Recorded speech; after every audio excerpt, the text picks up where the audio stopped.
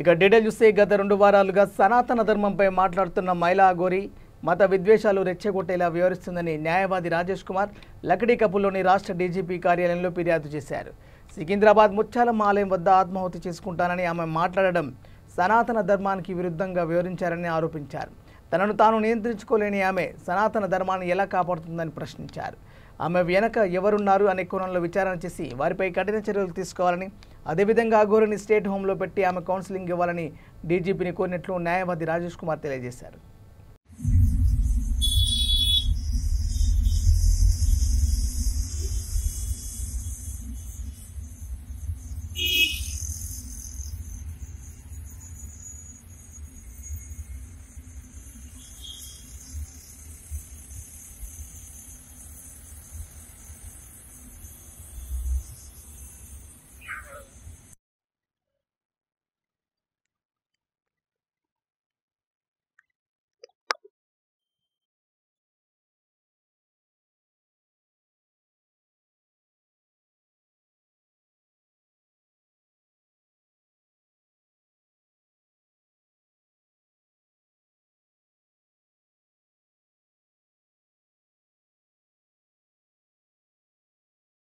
గారు కలిసి అఘోరి మీద కంప్లైంట్ చేయడం జరిగిందండి.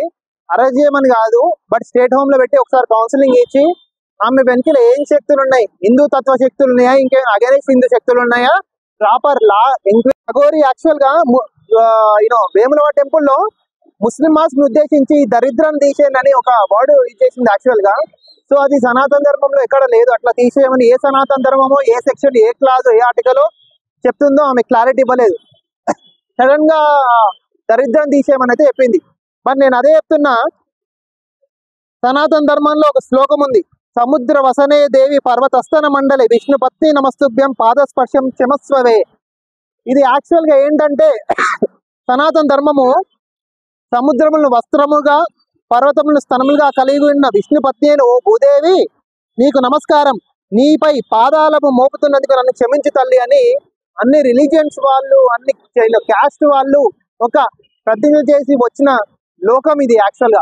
సో ఇప్పుడు సనాతన ధర్మం మీద ఇష్యూ అయింది కాబట్టి, ఏదైతే పవన్ కళ్యాణ్ ఆంధ్రప్రదేశ్ లో ఇష్యూ సనాతన ధర్మాన్ని కాపాడుతని శబదం పట్టుకున్నారో, ఆ పవన్ కళ్యాణ్ గారు కూడా దీని మీద స్పందించి అసలు వాట్ ఈజ్ సనాతన ధర్మ వేములవాడలో ముస్లిం మాస్ని తీయాలని చెప్తుందా అనేది తెలంగాణ ప్రజలకు క్లారిటీ ఇవ్వాల్సిందిగా కోరుకుంటూ, డీజీపీ గారికి కూడా అఘోరి మీద ఎంక్వైరీ పెట్టి స్టేట్ హోమ్ లో పెట్టి కౌన్సిలింగ్ చేయాలని ప్రార్థించాం.